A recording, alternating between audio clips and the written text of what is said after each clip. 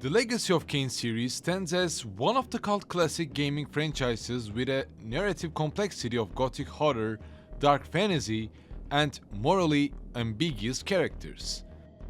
Just like many people out there, Soul Reaver was one of my favorite titles of the PlayStation 1 era, and with the upcoming Soul Reaver Remastered on the horizon, now is the perfect time to revisit where it all began. Today, we are diving deep into Blood Omen Legacy of Kain, the game that started it all. I played this horribly aged experience and prepared this video for you so you don't have to go through the same pain that I've been through. Whether you're a fan of the world of Nosgoth, looking to refresh your memory, or a newcomer curious about Soul Reaver, I will take you through the setting, story, and the key events of the prequel that laid the foundation for the Legacy of the Kain series. And of course, I will try to sprinkle a review along the way because, let's face it, playing a game from 1996 isn't for everyone. I'm Arcadenaut here, and today we'll witness one of the darkest revenge stories ever told. Before talking about Kain's journey in Blood Omen, first let's talk about the series, its cursed world Nosgoth, and what's it about without giving any spoilers from the sequels.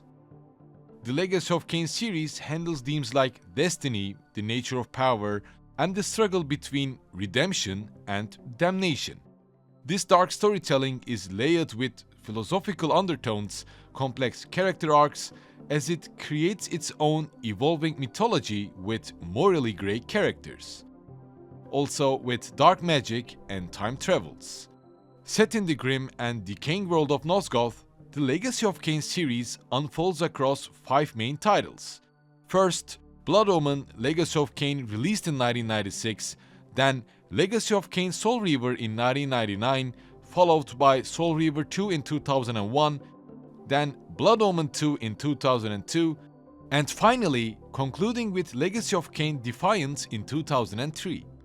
Each game contributes to a larger narrative, creating a gothic mythology about its characters and the cursed world they inhabit.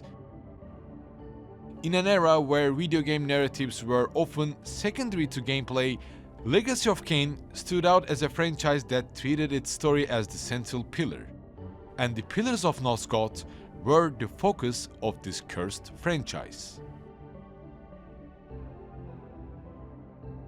Moving on to the world of Nosgoth, it's a world steeped in Gothic architecture. It's full of ancient prophecies and supernatural conflicts between humans and vampires. As each installment builds upon the last, the world of Nosgoth is created through an intricate narrative of time travel, betrayal, and existential questions about free will and destiny. As this land is covered with verdant forests, cursed creatures created through dark magic, majestic ruins surrounding plague-ridden cities, we get to understand a world full of decay and corruption. And why Kain's journey can be justified due to these conditions. At the heart of Nosgoth lies the Pillars of Nosgoth, 9 mythical structures that embody the balance of this world. Each pillar is tied to an aspect of reality, and these are mind, conflict, nature, energy, dimension, time, state, death, and balance. Each aspect of these pillars is protected by a guardian, and when these guardians fall into corruption, these pillars begin to decay, taking Nosgoth down with them. As these pillars are central to the narrative, you, as the player, journey across the Nosgoth as Kain to restore these pillars. However, Blood Omen Legacy of Kain does not present a knight, or a hero in a shining armor. Our story starts with Kain, a young nobleman, a man of privilege, who sees the world as his playground. Kain's journey begins long before his transformation into one of Nosgoth's most feared and complex figures. Born into an aristocratic family in the city of Cohagen, Kain grew up without experiencing Nosgoth's decay and darkness. As he matured, he witnessed the rise of the legions of the Nemesis in the north. Aware of the impending threat, they posed to the code of his allegiance, the Lion Throne. However, despite his noble lineage and the conditions of Nosgoth, Kain lived a directionless life, and aware of the monumental role he would come to play in Nosgoth's future. While still a young man of 30, Kain's life took a fateful turn. During a journey through Nosgoth, he stopped at a tavern in Ziegsturl seeking shelter for the night. Rejected and forced to continue his travels, Kain was then ambushed by a band of brigands. Outnumbered and overpowered, Kain was cruelly murdered, his body left impaled on a sword. As life begins to fade away from Kain's eyes, his final moments were consumed by anger, a desperate hunger for revenge. However, Kain's death was not the end. Awakening in the underworld, his soul absorbed by the sword that killed him, Kain encountered by Mortanius, the necromancer and the guardian of death. There, Mortanius offered Kain a chance for vengeance, promising him the power he needed to destroy his assassins. Tormented and desperate, Kain accepted without hesitation, ignoring the necromancer's ulterior motives. And thus, Kain was back amongst the living. Awakening in his own mausoleum, he discovered that he had been transformed into a vampire, cursed to feed on the blood of the living. Initially repulsed by his undead form and weakened by his hunger, Kain set out to find and kill the brigands who had ended his mortal life. Driven purely by rage, he hunted them down one by one, reveling in their deaths and sating his bloodlust. Yet, even after exacting his revenge, Kain found no solace. He was far from finding peace. At that moment, Mortanius' voice revealed that the brigands were mere pawns in a larger conspiracy. If Kain sought true vengeance and a cure for his vampiric curse, he would need to venture to the Pillars of Nosgoth, therefore starting Kain's quest. Upon reaching the Pillars of Nosgoth, Kain encounters Ariel, the ghostly former guardian of the Pillar of Balance. Murdered years earlier, Ariel's death had plunged Nosgoth into chaos, corrupting the other guardians and spreading decay throughout the land. Bound to the pillars even in death, Ariel informs Kain that there was no cure for his curse, only release. If he sought peace, he would need to restore the balance by killing the corrupted members of the Circle of the Nine, the guardians tied to each of these pillars. Though Kain had little concern for Nosgoth's fate, his desire for vengeance and for a cure compelled him to accept this task. As he set out, Ariel warned him of the unspoken, a cryptic force tied to Nosgoth's corruption. As Kain sets out to kill his first target, Napraptor, the guardian of the Pillar of Mind, Blood Omen presents a really, and I mean really, dark, gritty and gothic isometric RPG experience that is somewhat similar to the Legend of Zelda series. Blood Omen Legacy of Kain features a lot of top-down exploration, dungeon crawling and puzzle solving. A truly drenched in gothic horror version of The Legend of Zelda, I would say. Slaughtering thieves, rogues, sucking blood from innocent villagers, soaked in blood, Kain sets out to slaughter many. Kain's descent into an anti-hero makes a vast difference than The Legend of Zelda's tone. While the story is the main focus, the mechanics of blood magic, shape-shifting also add a unique twist to the gameplay experience, as in concept, Blood Omen is way ahead of its time. However, its visuals, dungeon design and the overall gameplay isn't that bright, albeit quite clunky and rough. I must say, Blood Omen Legacy of Kain is one of the worst age games that I played recently. Long loading times when accessing the inventory screen to change the equipment or any spell, repetitive combat that heavily relies on spells or the items that Kain needs to gather during the exploration, it is definitely a tough pill to swallow. As Kain journeys further into the Nosgoth to defeat Napraptor, we get to see the overall gameplay flow of Blood Omen Legacy of Kain, as it only adds a couple of spells or some equipment to add variety to the experience, but overall, the gameplay design doesn't change much. As Kain's first target, Napraptor appears as a deranged psychic. His madness has tainted the Pillar of Mind. Once a wise and noble guardian, Napraptor was driven insane by the murder of his lover Ariel, and consumed by grief and rage, he used his psychic powers to spread insanity across Nosgoth. Kain confronts Napraptor in his labyrinth, eventually killing him and restoring the Pillar of Mind. However, Kain's victory is not without a cost, as each kill further distances him from his humanity. Next, Kain faced Malek, a paladin bound to his armor as an eternal spirit after failing to protect Ariel. However, as a former paladin, Malek forced Kain to retreat after an initial confrontation. Seeking guidance, Kain visited the Oracle of Nosgoth, who cryptically directed him to Vorador, an ancient vampire who had once defeated Malek. Deep in Termagant Forest, Kain found Vorador's mansion. A decadent, hedonistic vampire serves as both ally and a warning to Kain. Vorador welcomed Kain, assisting him by offering his ring and advice. Vorador dismisses human concerns as irrelevant, viewing mortals as cattle. While Kain was disgusted by his indulgent lifestyle, his confrontation with Vorador also solidified his resolve to avoid becoming like him. Repulsed by Vorador's hedonism, he accepted his advice and a ring to summon him if needed. As Kain leaves Vorador's mansion, he heads to the Twisted Lands of Dark Eden, where he finds his next targets: Bane, the Jewel, and Anarkroti, the guardians of nature, energy, and state.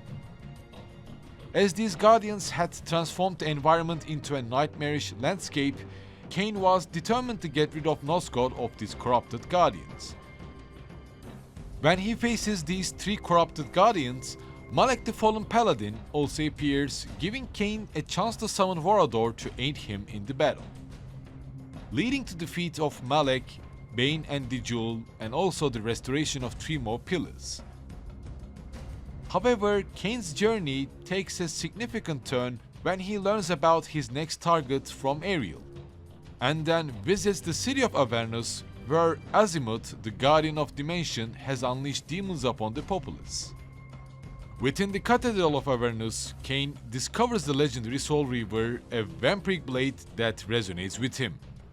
Wielding this weapon, Kain easily dispatches Azimuth and retrieves a time-streaming device from her body. With this legendary sword that absorbs the souls, and with Nosgoth's former guardians fallen, Kain continued to forget about his humanity and his initial motive for his quest. With Azimuth out of the way, Kain's focus shifts towards the rising threat of Nemesis, a tyrant amassing an army in the north, poised to conquer Nosgoth. Ariel advises Kain to seek the aid of King Otmar of Willendorf, a ruler once renowned for his might but now broken by despair. As Kain infiltrates Otmar's court, he finds the king in mourning.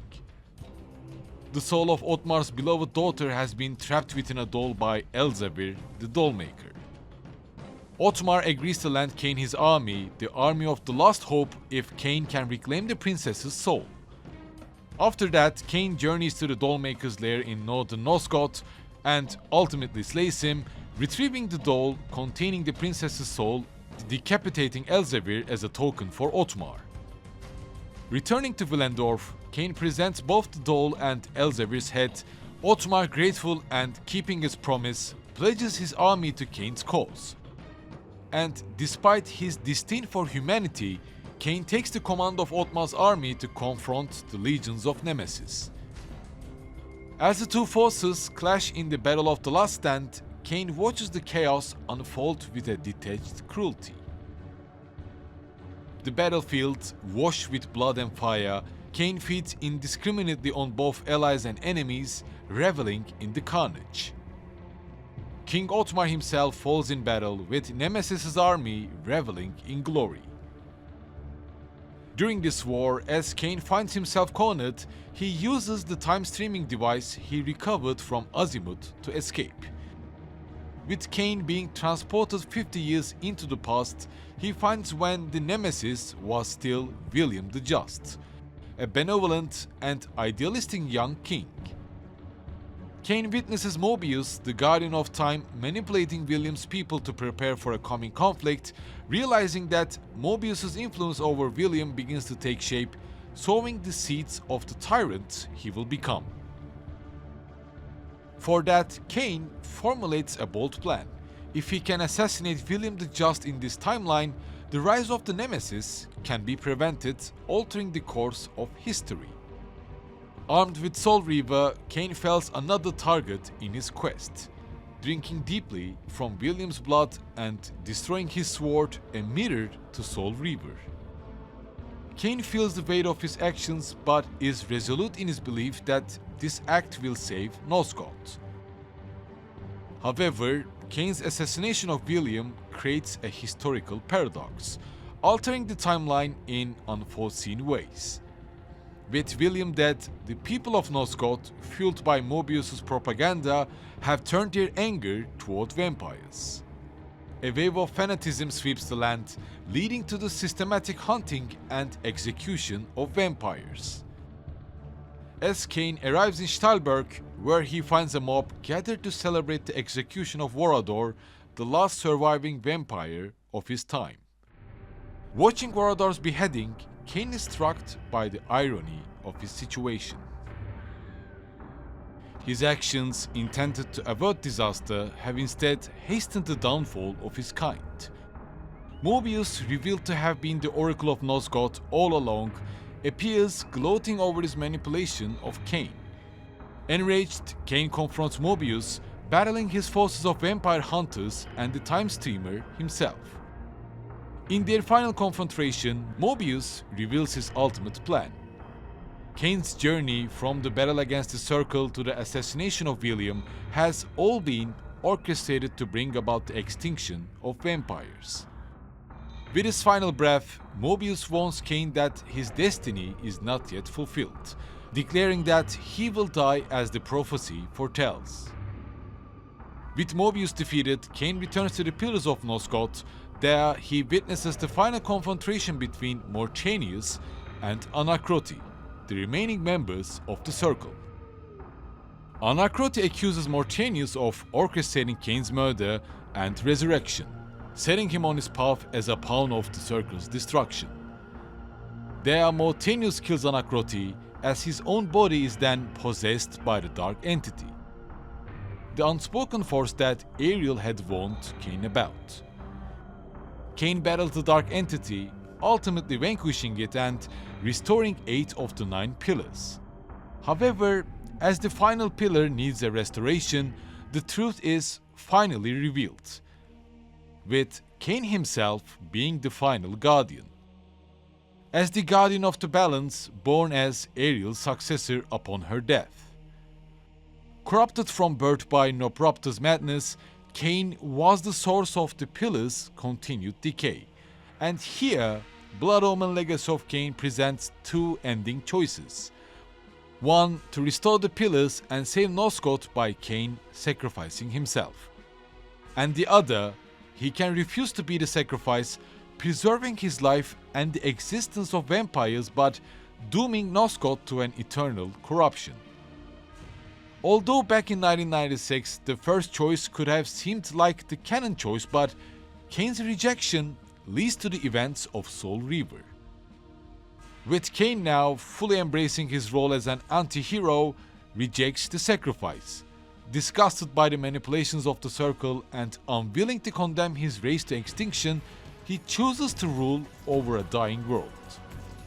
The pillars crumble, Nosgoth's decay spreads, with Kain seated upon the ruins of the Pillar of Balance, declaring himself as the ruler of ruined Nosgoth, embracing his vampiric nature and his destiny as a dark god, thinning the herd of humans. therefore concluding Kain's journey of Blood Omen, Legacy of Kain. While Blood Omen has not aged gracefully, its narrative remains crucial to grasp Nosgoth's dynamics and the roots of Kain's mind and motives.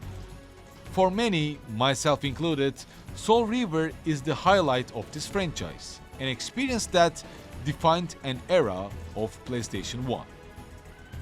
With Soul Reaver Remastered on the horizon, the time feels right to delve deeper into this masterpiece.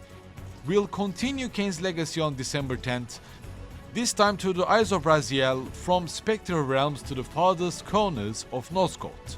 We'll explore how Soul Reaver built upon the foundations of Blood Omen, taking the series to even greater heights. As always, thank you for watching today's video.